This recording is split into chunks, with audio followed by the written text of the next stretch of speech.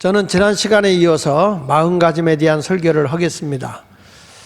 삭개오, 오늘은 삭개오에 대한 얘기입니다. 지난 시간에는 다윗의 마음가짐을 통해서 그가 개인적으로도 굉장히 성품이 탁월하고 또 일하는데도 근면하고 성실하고 책임감 있게 일한 사람이고, 그리고 나라를 사랑함이 지극하고, 그리고 자기 그 동족을 사랑하는 마음이 참 대단했던 사람이다. 그러니까 균형 있게 그의 성품이 인간관계도 좋고, 또한 그에게 일하는 목적과 그리고 일하는 모든 그 성품도 탁월하고, 개인의 성품도 나무랄 것 없이 주님이 내 마음에 합한 자다. 사람은 외모를 보지만 나는 너희들의 중심의 마음을 보는데 다윗이 내 마음에 합한 자다. 그래서 하나님이 다윗을 이스라엘의 지도자로 세워준 것이죠. 저는 우리 예수님이 우리를 이 땅의 빛으로 소금으로 인정을 했고, 그리고 그리스도인이라면 어떤 사람이 되어야 되느냐 하면 적어도 하나님의 말씀으로 양육을 받고 가르침을 받았다면 세상의 빛과 소금으로서 세상을 이끌고 나갈 수 있는 지도자고, 또 회사를 경영하는 경영자고, 이런 사람으로서 인정을 받아야 그 사람은 실패자가 아니라 성공자가 될 수 있어요. 그래서 오늘도 우리가 삭개오에 대한 이야기를 하겠는데, 예수님께서 지금 예루살렘을 향해 가고 있는 도중에 갑자기 내가 좀 여리고로 가야 되겠다. 왜 예수님이 갑자기 여리고로 가려고 하냐면, 여리고에 이미 구원받을 사람이 있는 것을 아시고 글로 가기를 원하셨던 거예요. 예수님은 한 영혼을 귀히 여기시기 때문에 예루살렘으로 가겠다. 그래서 가다가 갑자기 여리고로 빠지시는 거죠. 이런 것과 같아요. 갑자기 인천에서 서울로 오다가 서울로 오시면 되는데 나 파주 좀 들려야 되겠다. 파주로 빠져버리신다든지, 아니면 내가 인천으로 오다가 갑자기 내려가는 거예요. 저 용인으로 가야 되겠다. 이게 내려가는 거죠. 그러니까 이렇게 왜 예수님이 이런 모습을 보였을까? 그것은 바로 삭개오라는 사람을 만나기 위한 주님의 계획이었어요.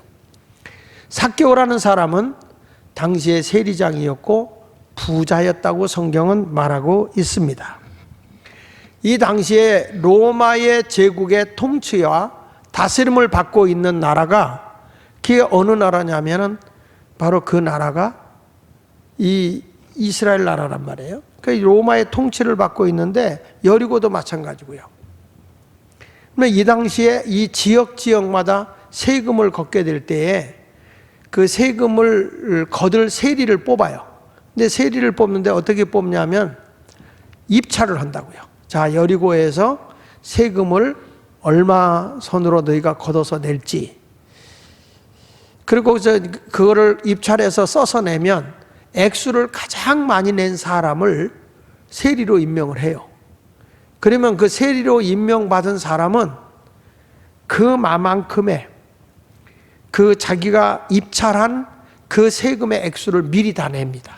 미리 다 로마의 나라에다 내면 로마는 어떤 명령을 주냐면, 그러면 내가 거기서 세금을 받아서 부과할 수 있는 권한을 줘요. 얼마든지 세금은 내가 합당하게 부과해라. 이런 부과할 수 있는 권한을 받는 것이 세리라고요. 근데 삭개오는 그 중에서도 세리장이에요. 그러니까 그 여리고라고 하는 지역에 동네마다 세리들이 다 있는데 그 세리들을 총괄하고 있는 사람이 삭개오예요. 그리고 이 여리고라고 하는 지역은 예루살렘과 무역을 거래하고 있는, 교역을 많이 하고 있는 데이기 때문에 여리고는 아주 세금이 많이 거치는 요충지예요. 당연히 거기에 살면 세리들은 부자로 살 수밖에 없는 것이죠. 그래서 이 삭개오는 이제 상당히 많은 부를 얻은 자고 세리장이고, 얼마나 돈이 많았는지 이 사람은 로마의 군인들도 그 앞에 와서 절할 정도로 명성도 있고 돈도 많고, 그리고 자기 어느 곳에 가더라도 저 세리장 이렇게 인정을 받는 그런 사람이에요. 그러나 이 사람은 개인적인 욕심으로는 성공했어요. 개인적인 욕심으로는. 그래서 이 사람은 부자죠. 세리장이죠. 명예도 얻었죠. 그런데 그 같은 동족, 자기 민족들 앞에는 매국노, 죄인, 나쁜 놈, 백성의 피를 빨아서 로마에 빌부터 먹고 사는 놈, 이런 식으로 완전히 삭개오를 이렇게 아웃사이더 시켜버린 거죠. 그러니까 실질적으로 개인적으로는 성공했을지 모르는데 삭개오라고 하는 사람은 실질적으로는 실패자예요. 모든 공동체 속에서 실패자예요. 여리고에서 영향력을 미칠 수 있는 지도자도 아니고 경영인도 아니에요. 오직 자기 중심만을 위해 살아가고 있는 욕심쟁이, 매국노, 죄인일 뿐이었어요. 우리도 똑같이 삭개오와 같은 삶을 살아간다면 나만을 위해서 내 중심으로 내가 많은 부를 얻고 살아간다 할지라도, 명예를 얻었다 할지라도 자기 중심적인 사람은 하나님의 관점에서나 또 이웃과의 관계에서 볼 때의 실패자예요.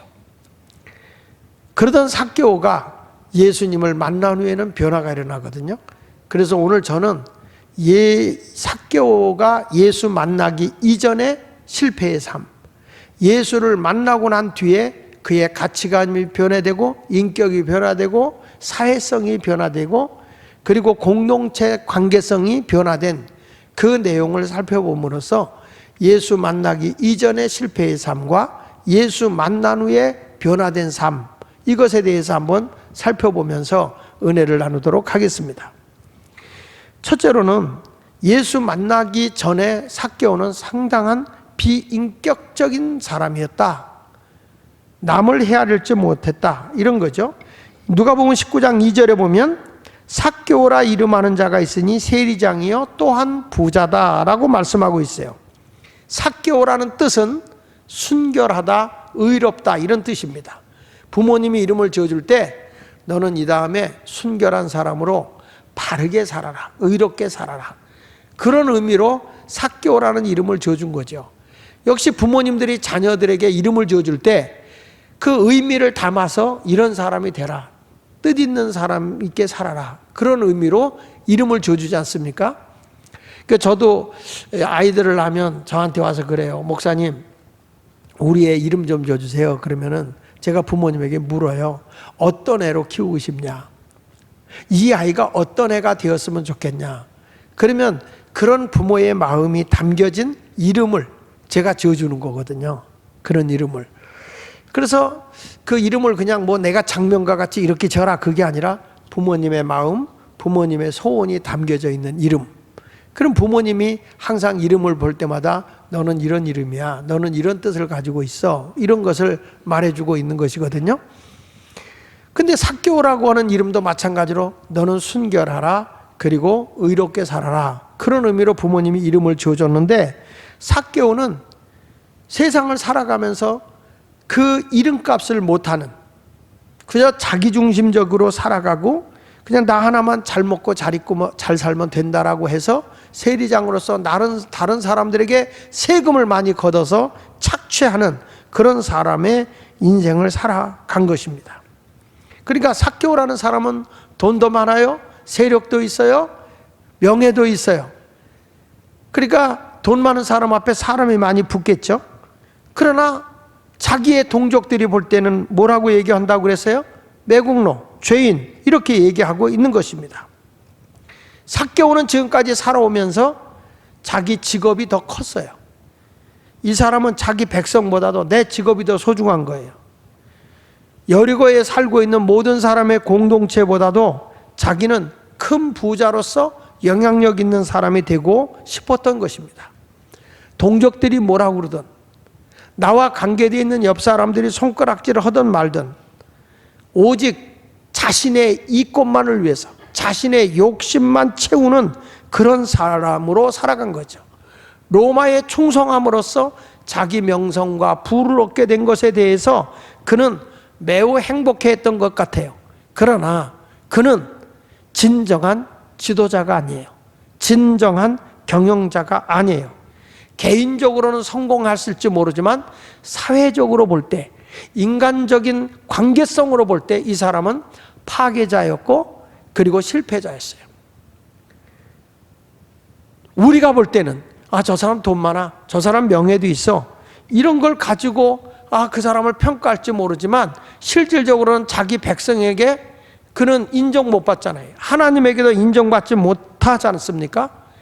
개인의 그 인격의 소중함이나 일에 대한 목적이나 그리고 그가 부자가 되어져서 행해야 할 일이나 이런 것들은 아무 상관없어요. 나 하나 잘 먹고 잘 입고 큰 집 짓고 큰 차 사고 이렇게 살다가 보면 된다라는 생각뿐이에요. 이런 자를 가리켜서 예수님은 분명히 너는 인격 파괴자고 실패자라는 거예요. 우리나라의 지도자를 뽑을 때 만약에 여러분 이런 사람이 지도자가 된다면 어떻게 될까요? 자기중심적으로 자기만을 위해서 돈을 가로채고 백성들을 착취하고 나만 명예를 얻어서 권력을 가지고 휘두르고, 그럼 이 사람이 백성을 사랑하는 마음이 없어요. 나 하나만을 중심으로 살아가고 있는 사람이죠. 그러니까 이런 사람이라고 하면 지도자가 될 수 없는 거죠. 만약에 그런 지도자가 들어선다면 대한민국의 불행이겠죠. 그러니까 여리고라고 하는 지역은 삭개오로 인해서 백성들이 너무 시달리고 있는 거예요. 그래서 삭개오라는 사람은 분명히 주님이 원하는 그런 지도자는 아니에요. 세상을 경영하는 경영자는 아니에요. 이 사람은 실패자예요. 삭개오는 자기는 많이 모든 걸 가졌는데 공허한 거예요. 허무한 거예요. 이렇게 세월을 살아가고 있는 상황에서 자기 귀에 소문이 하나 들려오는 것입니다. 예수라는 분이 계신데 그분은 가난한 자의 친구야, 병든 자의 친구야, 소외당한 자의 친구래. 그들이 먹을 거 없으면 기적을 행하셔서 먹이셨대. 들판에서 보리떡 5개, 물고기 2마리 가지고도 5,000명을 먹였대. 아들이 죽어서 슬피 울고 가는 그 사람을 붙잡고 위로해주며 죽은 자를 살려주셨대. 이런 소문이 계속 들려오는데 약하고 소외당하고 어려움당한 자들이 예수님에게 찾아가서 위로를 받고 소망을 얻었다는 소문을 삭개오가 듣기를 시작합니다. 도대체 그분이 어떤 분일까? 이분은 세상의 모든 걸 가지고 있지만은 뭔지 모르게 공허한 것입니다. 그럼 나도 그분을 한번 봤으면 좋겠다, 그분을 한번 만났으면 좋겠다, 이런 생각을 하고 있었던 것이죠. 그는 지금까지 많은 걸 가졌어도 자기의 만족감이 없었던 실패자의 삶을 살아가고 있던 이에게 예수님에 대한 소문을 듣게 됐습니다. 그러다가 어느 날 예수님이 그 바로 삭개오가 살고 있는 여리고의 성읍을 예수님이 지나간다는 거예요. 그래서 그는 뛰어나가 예수님을 만나게 됩니다. 예수 없이 살 때는 그는 인격도 공동체도 일의 목적도 다 파괴되고 하나님도 없고 자기 백성도 없는 사람이었어요. 그러던 그가 여리고에서 예수님을 만남으로써 그의 인격에 파괴된 것이 회복되기 시작하는 겁니다. 그 두 번째 가서 보니까 이 삭개오의 인격이 어떻게 회복됐느냐? 예수님을 만남으로써 회복이 되는 거예요. 여기 성경 말씀 누가복음 19장 3절에 보니까 여리고에 지나갈 때 그가 예수께서 어떠한 사람인가 하여 보고자 하되 키가 작고 사람이 많아 할 수 없어 앞으로 달려가서 보기 위하여 돌 무화과 나무에 올라가니 이는 예수께서 그리로 지나가시게 되미로라.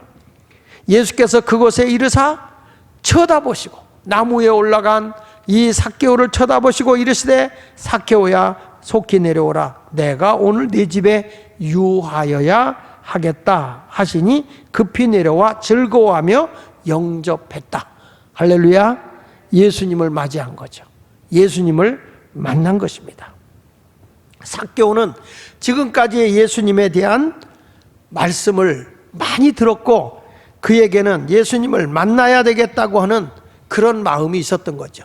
여러분, 우리의 가치관이, 우리의 인생관이 바뀌기 위해서는 반드시 예수님을 만나야 합니다. 교회만 다니는 종교 행사인이 되지 말고 예수님을 만나는 경험이 있어야 된다 그 말이에요. 자, 그러면 어떤 사람이 예수님을 만나게 되느냐? 첫째로는 삭개오 같이 사모하는 마음이 있어야 됩니다. 따라합시다. 사모하라. 우리 하나님은 우리 온갖 구하는 것이나 생각하는 것에 넘치게 하는 거예요.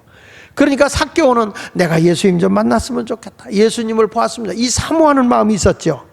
그래서 3절에 보니까 이런 말씀을 하게, 그가 예수께서 어떠한 사람인가 하여 보고자 하되, 어떠한 사람인가 하여 보고자 했다. 그의 마음가짐은 예수님을 보고 싶어하는 사모함이 있었다는 거예요. 사람은요, 마음가짐이 삐뚤어지면 모든 행동이 삐딱해요. 마음이 긍정적이면 생각도 긍정적이고요. 사람이 이 삭개오라는 사람은 예수님에 대해서 많은 소문을 들었기 때문에 그가 만나고 싶은 거예요. 영적인 갈급함이 있었던 것이죠. 삭개오는요, 돈도 많았고 명예도 얻었지만 뭔지 모르게 공허한 거예요. 사람이요, 영혼의 영적인 존재이기 때문에 영의 만족함이 없으면 세상의 천하를 다 가져도 허무한 거예요. 역사적으로 봐도 선진국일수록 왜 자살률이 높은가요? 사람이 돈 많으면 행복한가요? 그렇지 않습니다, 여러분. 영혼의 문제가 만족해져야 세상의 모든 것이 다 행복한 거예요. 성경에 요한 3서에 있는 말씀처럼 내 영혼이 잘된 같이 범사가 잘되고 강건하기를 내가 원하노라. 여러분, 영혼이 만족해야 범사가 다 잘되는 거예요. 보십시오. 영적으로 내가 만족함이 없어. 돈이 많아. 근데 여러분, 많이 가질수록 공허하잖아요. 허탈하잖아요. 사람이요, 먹을 것만 넉넉하면 행복합니까? 아무것도 하지 말고 집에다 가둬놓고 먹을 것만 계속 주면 여러분 행복하겠어요? 사람은 사회적 동물이에요. 사회성을 가지고 있는 거예요. 관계성을 가지고 있는 게 사람이에요. 여러분, 만약에 먹는 것만 족하고 방구석에 처박혀 있는 거다 그러면 그게 돼지가 훨씬 낫지. 인간은 그렇지 않다는 거예요. 영혼의 문제가 만족하면 뭐 나머지는 다 풀리는 거죠. 그러니까 성경에 보면 시편 42편 1절에 시편이 이런 말을 해요. 하나님이여, 사슴이 시냇물을 찾기에 갈급한 같이 내 영혼이 주를 찾기에 갈급하다. 이게 영혼의 사모함인 거예요. 내가 주님을 찾기에, 내 영혼이 주님을 찾으려고 애를 쓴다는 거예요.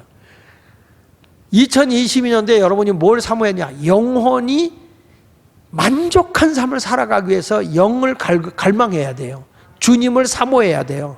이번에 부흥회 할 때도 여러분이 영적으로 사모함으로 은혜 받아보세요. 세상에 아무것도 없어도 만족하고 행복해요. 근데 영혼의 문제가 만족해지지 않으면 경제적으로 힘들고 어려우면 다 모든 게 포기하고 싶거든. 그런데 아무것도 없는데 영이 만족하면 행복해요. 높은 산이 거친 들이 초막이나 궁궐이나 내주 예수 모신 것이 그 어디나 하늘나라. 이렇게 인생이 바뀌더라고요. 영혼의 만족함을 가져야 되는 거예요. 영혼에. 시편 130편 6절에 시편의 기자도 파수꾼이 아침을 기다림보다 내 영혼이 주를 더 기다리나니 참으로 파수꾼이 아침을 기다림보다 더하도다. 보초병이 새벽이 오면 바꿔지니까 빨리 날이 새서 내가 보초하는 걸 맞췄으면 좋겠다. 기다림보다 내가 우리 주님을 더 사모하는 영혼을 가지고 있다. 나 이번에 은혜 받을 거야. 나는 주님과 동행할 거야. 주님을 사모해 보세요. 이 삭개오처럼 예수님을 사모하는 마음이 있으면 주님 만나는 거예요. 시편 143편 6절에도 주를 향하여 손을 펴고 내 영혼이 마른 땅같이 주를 사모하나이다. 마른 땅이 비를 사모하는 것처럼 내가 갈급한 마음으로 주님을 사모한다. 은혜를 갈망하십시오. 은혜를 사모하는 사람은요, 반드시 주님을 만나요. 삭개오는 부유했어요. 세리장의 지혜에 올랐어요. 그러나 영혼은 밑바닥에 가문 땅과 같았어요. 그러니까 그는 방황한 거예요. 내 욕구와 내 욕망을 다 채웠어도 이루어지지 않아요. 근데 예수님이 지나간다는 소문을 듣고 그가 뭐라 합니까? 보고자 하되 그랬잖아. 보고자 하되. 보고자 하되. 미완료형, 과거형이에요. 내가 보고 싶다. 계속적으로 예수님을 사모하는 마음가짐을 얘기하는 거예요. 그래서 그는 마태복음 5장 6절의 말씀처럼 의에 줄이고 목마른 자는 복이 있나니 그들이 배부를 것이다. 여러분 똑같아요. 내가 주님을 사모하는 마음이 갈급하잖아. 그 사람은 영혼의 만족함이 주어지는 거예요. 시편 119편 131절에도 내가 주의 계명들을 사모함으로 내가 입을 열고 헐떡였다. 하나님의 말씀이 얼마나 그립든지 하나님의 말씀을 사모함으로 헐떡거렸다. 나는 삭개오처럼 여러분들의 그런 사모함이 있어야 돼. 예수님을 만나고자, 예수님을 갈망하고자 하는 마음이 있을 때 주님이 역사하는 거예요. 사모함이 없으면 어떤 일도 이루어지지 않아요. 그리고 이 삭개오는 사모하는 마음만 있는 게 아니라 두 번째 가서 뭐냐면 예수님을 만나기 위해서 적극적인 행동으로 예수님을 만난 거예요. 적극적인 행동을 했어요. 따라합시다. 적극적인 행동. 마음으로만 품고 있는 게 아니라 행동으로 보여준 거죠. 그래서 거기 4절에 보니까 19장 4절에 앞으로 달려가서 보기 위하여 그랬어요. 앞으로 달려가서 보기 위해서. 예수님이 지금 여리고를 지나가고 있어요. 아유, 예수님 이번에 못 보면 안 되겠다. 그는 사모하는 마음보다도 더 적극성을 띠고 달려갔다는 거예요. 세리장으로서, 권위도 있는 사람으로서 예수님 보겠다고 막 달려가고 있는 것은 적극적인 행동이죠. 하나님은요, 후퇴하는 신앙, 체면 따위 차리고 아유, 나 이번에 못 받으면 다음에 받지 뭐, 이런 식으로 하는 거 하나님 기뻐하지 않아요. 막 영혼에 갈망하고 적극적이고 막 사모함이 넘치면 주님이 만나 주시죠. 바울은요, 누구보다도 주님을 크게 경험한 사람이에요. 다메섹에서 직접 예수님을 만나기도 하고, 그는 성령을 받고 하나님의 계시도 직접 받아서 하나님 말씀을 막 기록하고 신약성경 3분의 2를 기록한 사람 아닙니까? 그는 가는 곳마다 풍랑을 만나 죽게 될 때도 기도함으로 해결하고 뱀에 물려도 죽지 않고 말이죠. 돌에 맞아 죽었다고 버려졌는데 살아나고요. 바울이라는 사람은 어마어마한 하나님을 경험한 사람이에요. 그럼에도 불구하고 그는 주님 앞에 더 가까이 달려가기 위해서 적극적인 신앙생활을 하는 사람이죠. 빌립보서 3장 12절에 보면 이런 말이 나와요. 내가 이미 얻었다 함도 아니요 온전히 이루었다 함도 아니라. 그 정도 은혜를 받고 이제는 내가 사는 게 아니요 내 안에 그리스도가 사는 것이라고 고백했던 바울이 누구보다도 어마어마한 하나님의 은혜를 받고 있음에도 불구하고 그는 이미 나는 받았다는 거 아니다. 완전하지 않다. 오직 내가 그리스도 예수께 잡힌 바 된 그것을, 그게 뭐냐, 복음 전하는 전도자의 그것을 잡으려고 달려가느라 나는 멈추지 않는다. 하나님의 사명에 더 적극성을 띠고 나는 달려가노라. 바울의 행동하는 모습을 보세요. 천천히 이 다음에 시간 되면 하지 이거 아니잖아요. 달려가는 거예요. 달려가고 있어요. 적극적으로 하고 있어요. 13절에 보면 형제들아, 거기 그렇게 말합니다. 그가 자, 나는 앞에 것을 향해서 달려간다 그래놓고 형제들아, 나는 아직 내가 잡은 줄로 여기지 않는다. 나는 이것으로 다 됐다고 여기지 않는다. 오직 한 일, 즉 뒤에 있는 것은 잊어버려. 지금까지 해왔던 일은 다 잊어버렸다. 그건 과거다. 잊어버리고 앞에 있는 것을 잡으려고, 앞에 있는 것을 잡으려고 표대를 향하여 그리스도 예수 안에서 하나님이 위에서 부르신 부름의 상을 위하여 걸어가노라. 달려가노라. 달려가노라. 이 바울의 적극적 행동의 모습을 보여주는 거예요. 바울은요, 천천히라는 단어를 안 써. 달려갔다. 달려가노라. 주님의 은혜를 갈망하는 건 그런 열정이 있어야 되는 거예요. 적극적인 마음을 가져야 주님이 받는 거거든요. 아, 나 이 정도 하면 됐어. 코로나 시대인데 뭐 그냥 적당하게 얼버무리지. 아니라는 거예요. 생명 걸고 주님 앞에 나가야 되는 거예요. 보세요. 히브리서 10장 38절에 히브리 기자가 말한 거 보십시오. 나의 의인은 믿음으로 말미암아 살리라. 또한 뒤로 물러가면, 뒤로 쳐져 버리면 내 마음이 그를 기뻐하지 아니하리라. 뒤로 처지면, 후퇴하면 하나님이 기뻐하지 않는다는 거예요. 신앙은 적극적이야. 천국은 침노당한다 그랬어요. 천국은 적극성을 띠고 나가서 내가 먼저, 내가 앞장서서 해 나가야 우리 주님을 만나게 되고 경험하게 되는 것입니다. 그러니까 여러분들도 사모하는 마음을 넘어서서 적극적인 마음을 가져야 되고, 그리고 삭개오는 예수님을 만나기 위해서 최선의 길을 선택하는 거예요. 달려가 보니까 자기는 키가 작아, 사람이 너무 많아, 도저히 자기는 예수님을 볼 수가 없어요. 그래서 19장 4절 후반절에 보니까 돌 무화과 나무에 올라갔다는 거예요.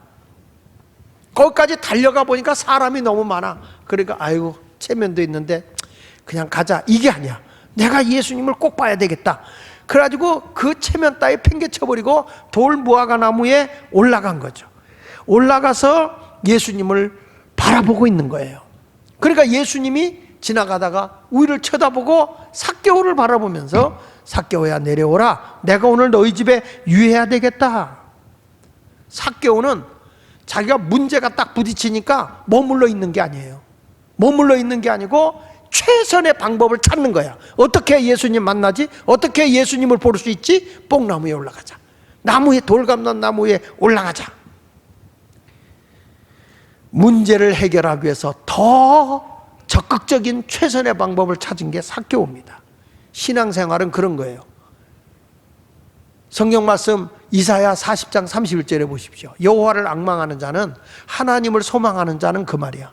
하나님을 기대하면서 소망하는 자는 어떤 힘을 얻냐? 새 힘을 얻는데 어떻게 가냐? 독수리가 날개침같이 올라가야 된다. 계속 날개질을 해야지. 날개질 안 하면 떨어지잖아. 날개침이 올라간 것 같을 것이요. 그 다음에 다른 박질해도 곤비하지 않고 오래 걸어도 피곤하지 않다. 그 말은 무슨 얘기죠?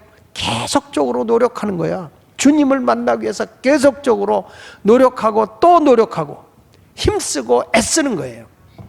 이름으로써 예수님을 만나게 되는 줄로 믿습니다. 여러분, 내가 문제가 생겼어요.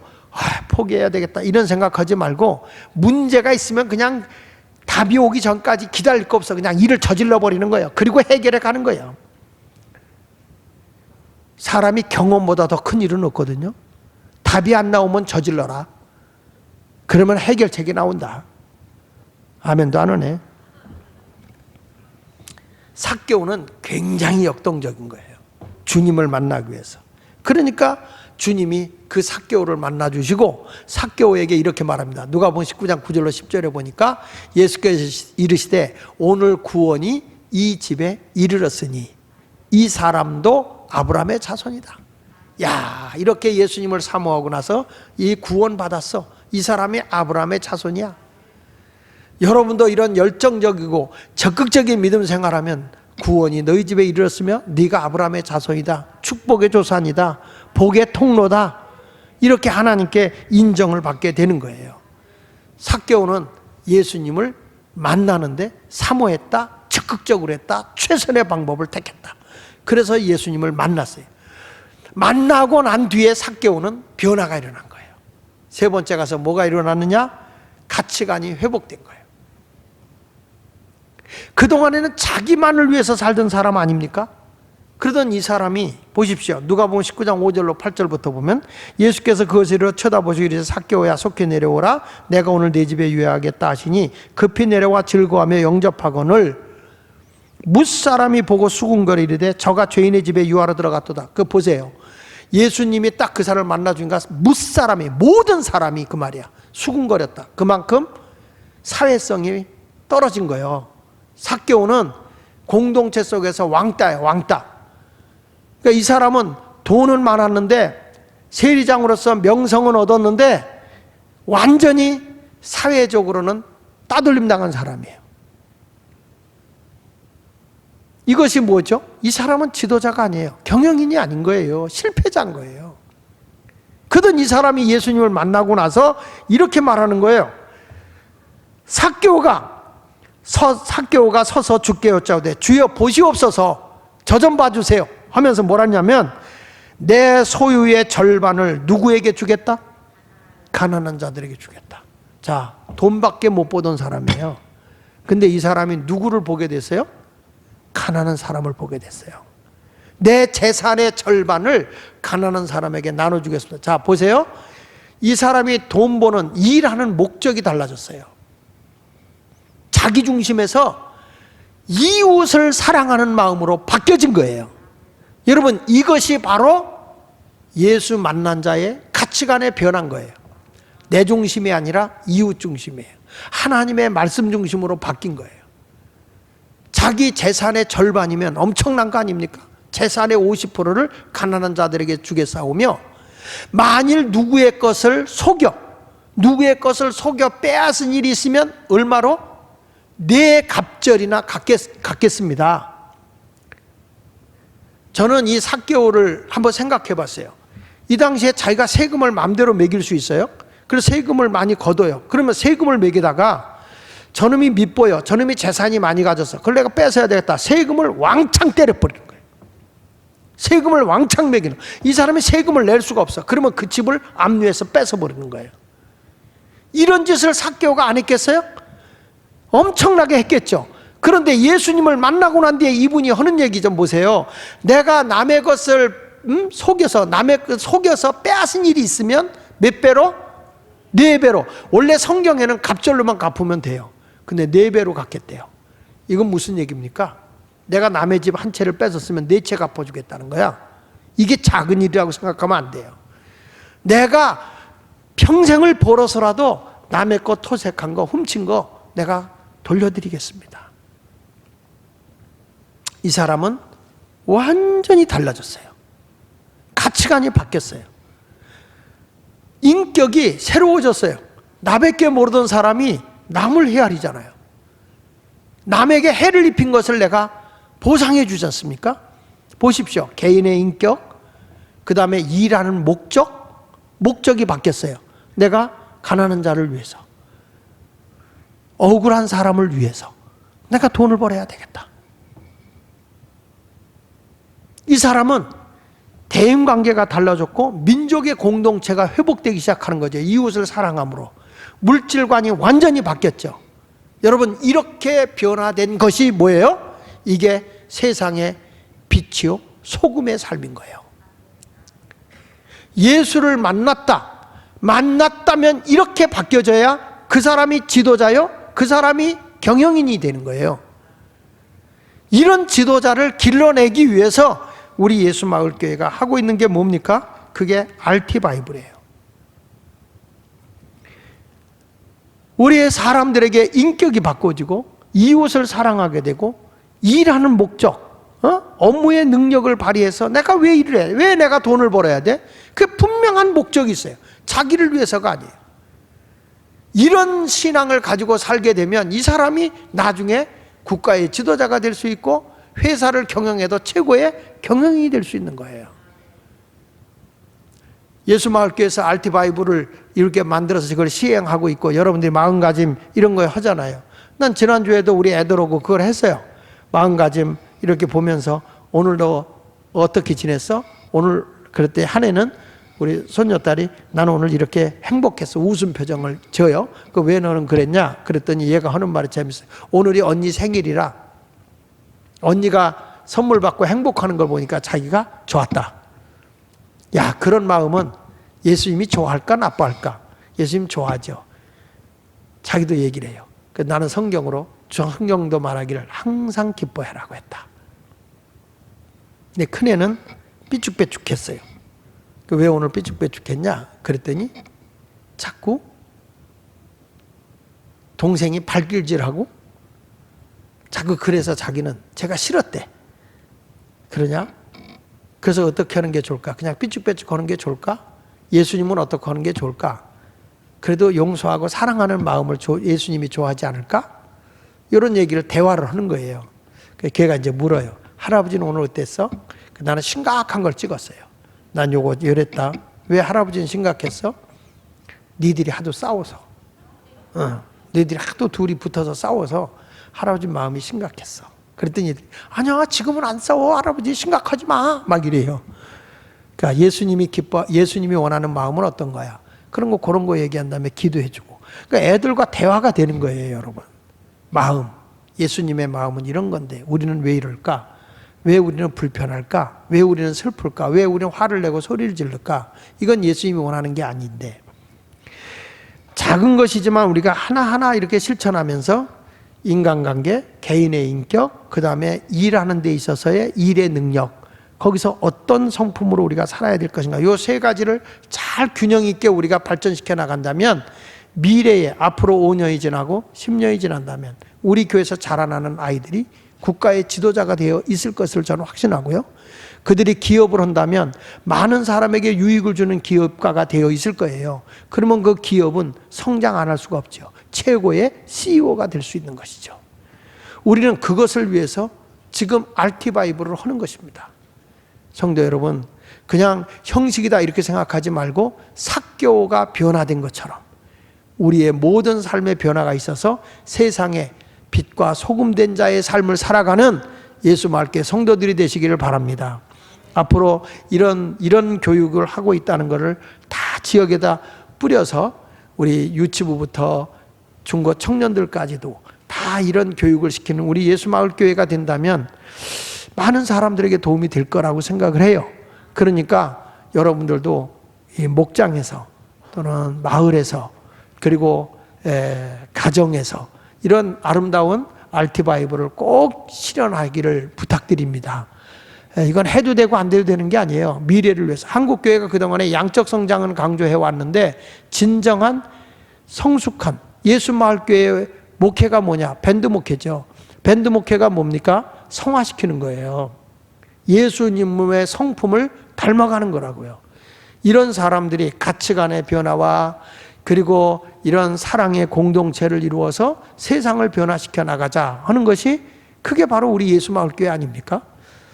여러분 모두가 다 하나님의 말씀의 원리대로 생활해서 꼭 예수님 만나고 세상에 영향력을 미치는 그리스도인이 되시기를 예수 이름으로 축원합니다.